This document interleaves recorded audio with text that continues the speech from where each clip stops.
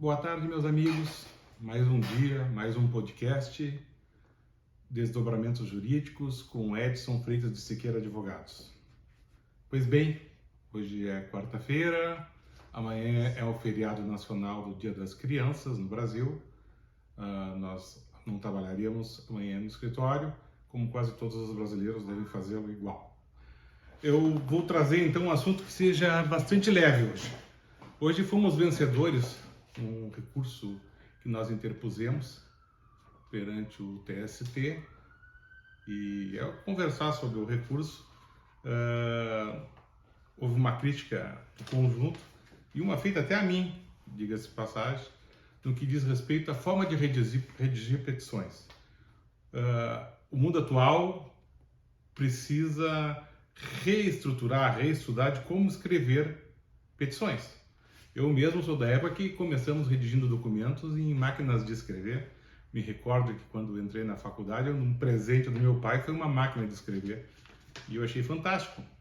Era tipos, batia, se eu errava a datilografia, tinha que pegar um corretivo, bater de novo em cima e apagar. E se eu quisesse dar um destaque no título, no documento que eu estava fazendo, eu tinha que pegar e bater 2 vezes a mesma letra para ela ficar em negrito. Mais tarde vieram as máquinas eletrônicas, que daí tinham um sistema digital de impressão e era mais fácil nós botarmos um sublinhado e até apagar o que era errado. Então, às vezes nós íamos entrar com uma ação cautelar, vocês imaginem, eu não sou muito velho, mas também não sou mais tão novo, e eu estou falando de fatos recentes. Se eu tivesse que entrar com uma ação cautelar muito importante, eu tinha que avisar meus assessores, a minha secretária, que nós íamos ficar, às vezes, à noite datilografando um documento.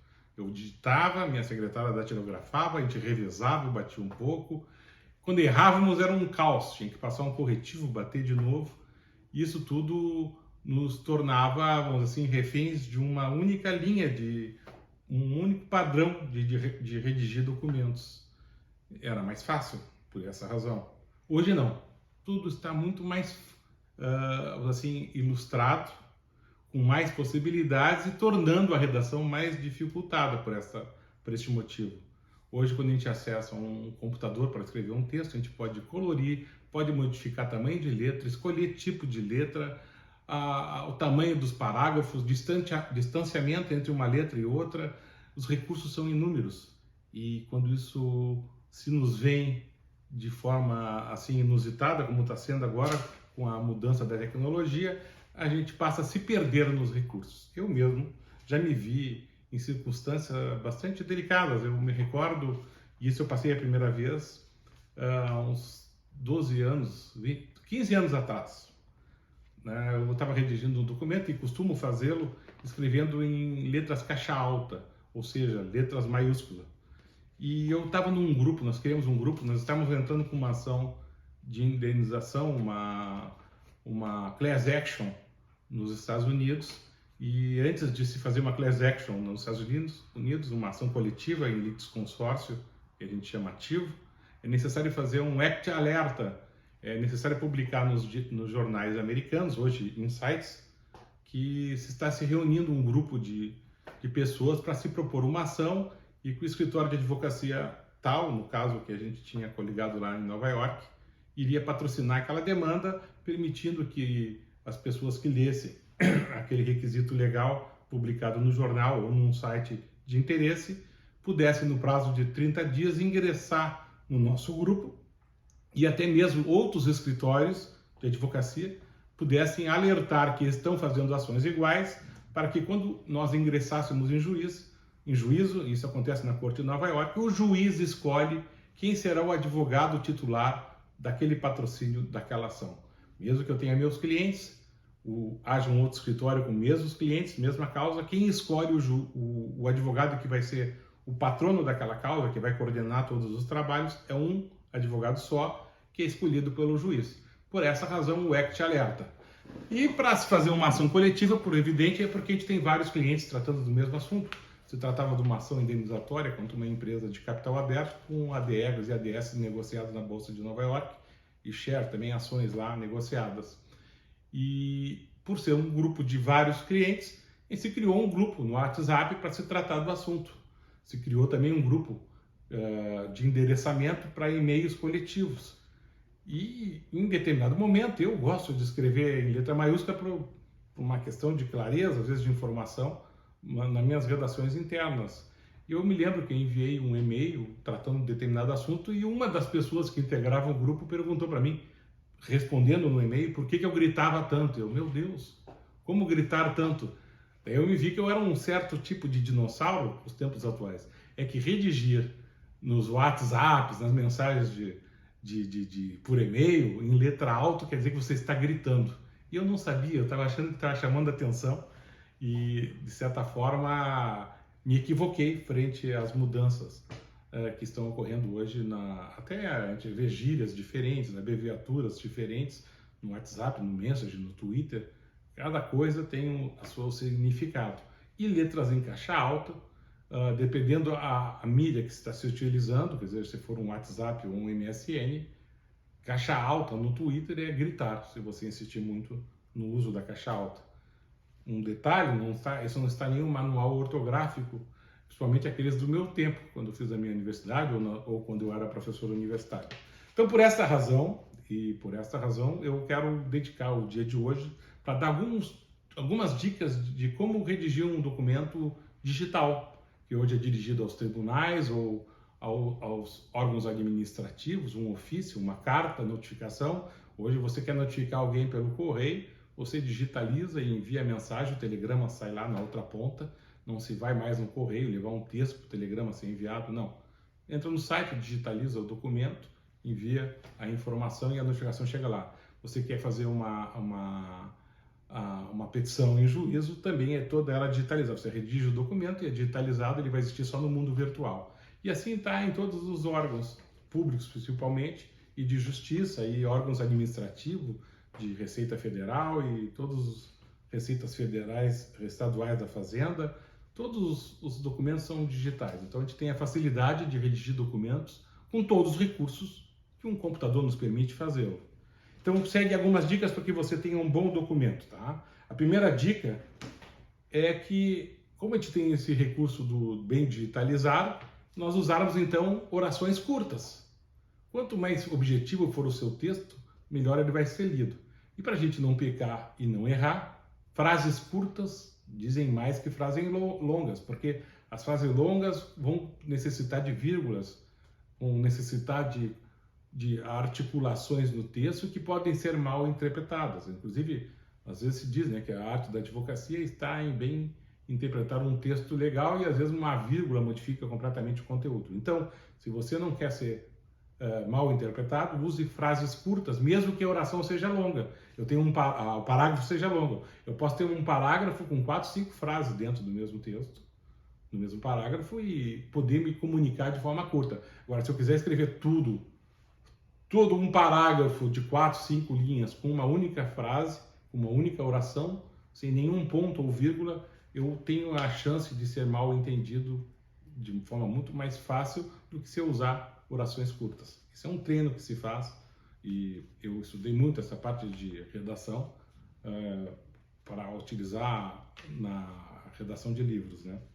Primeira dica. A segunda dica é, dentro do possível, até para você organizar suas ideias e até porque hoje a gente é multimídia, eu estou escrevendo no computador, estou recebendo uma ligação no celular e estou respondendo no WhatsApp aqui.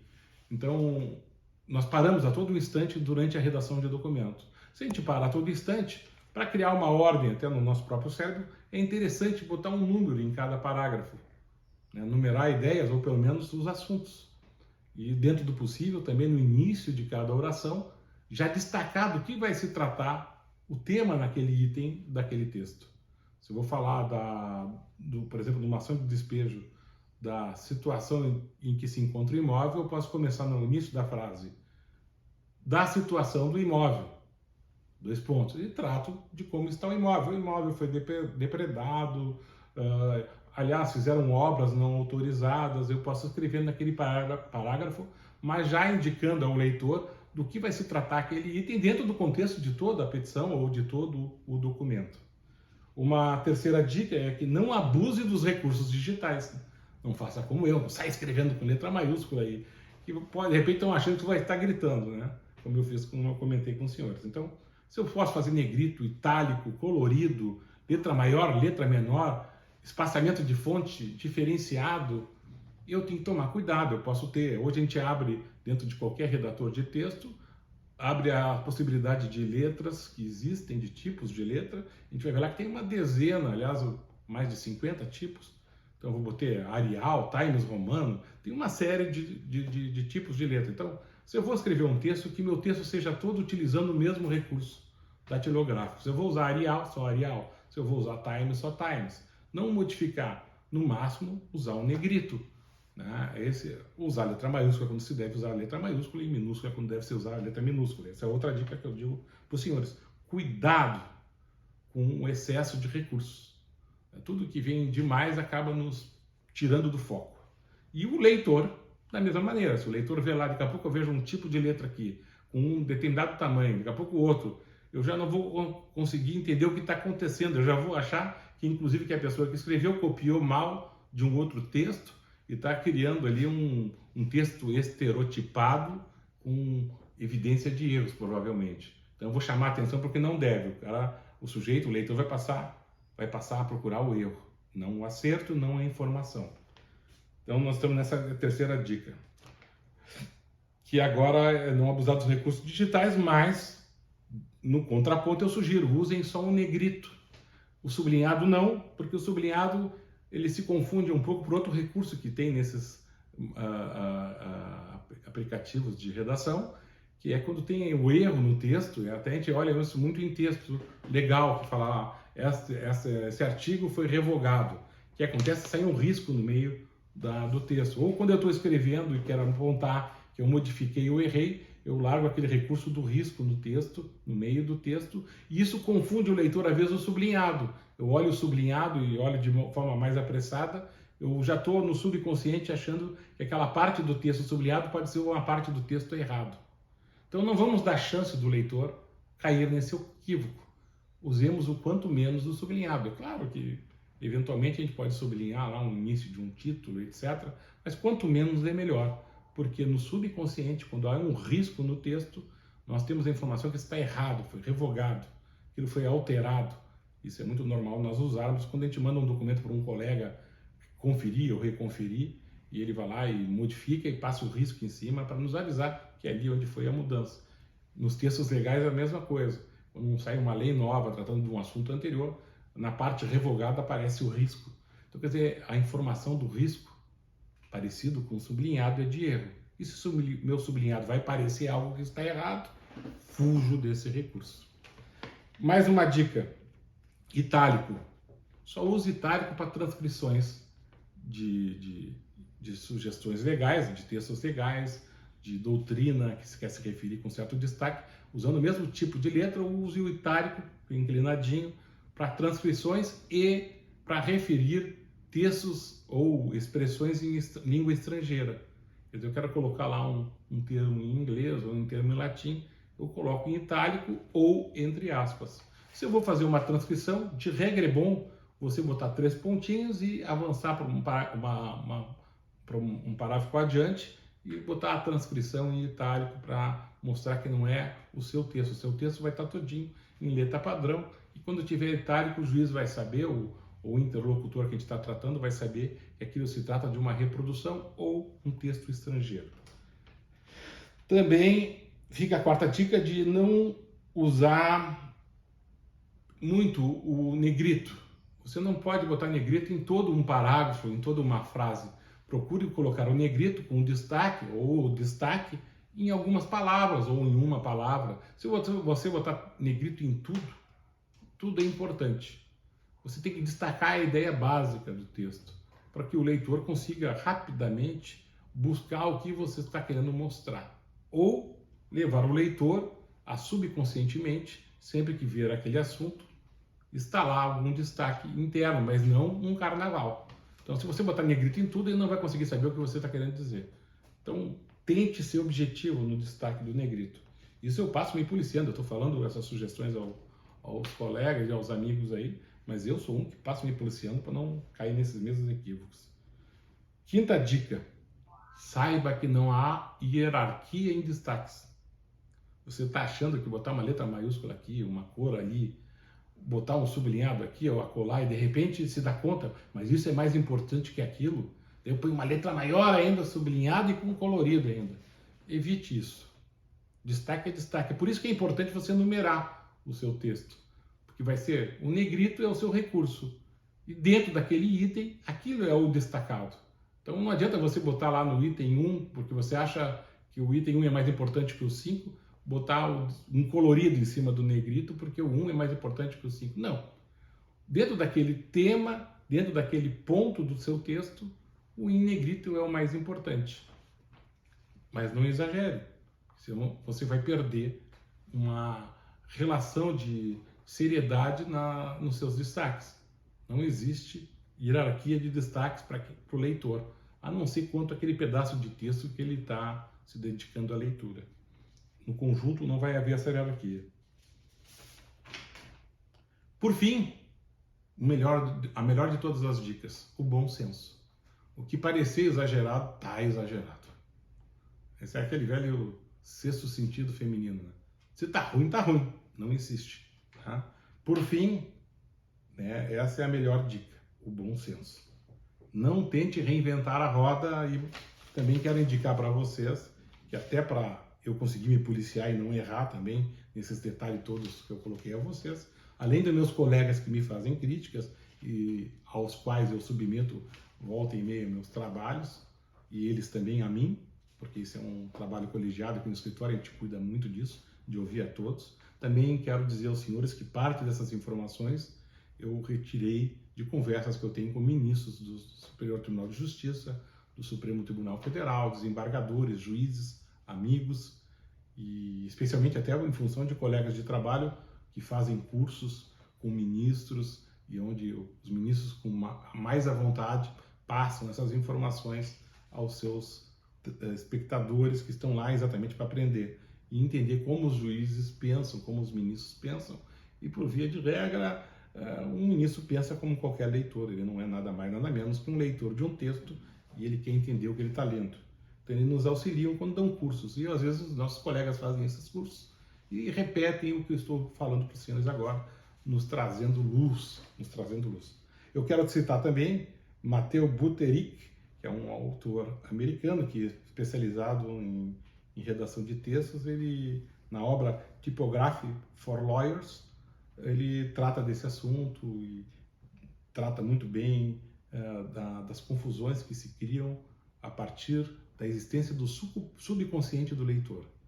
Então, se nós estamos precisando fazer que alguém entenda nosso texto, a gente não quer que ele trate com o subconsciente dele. Isso vai vir cheio de preconceitos.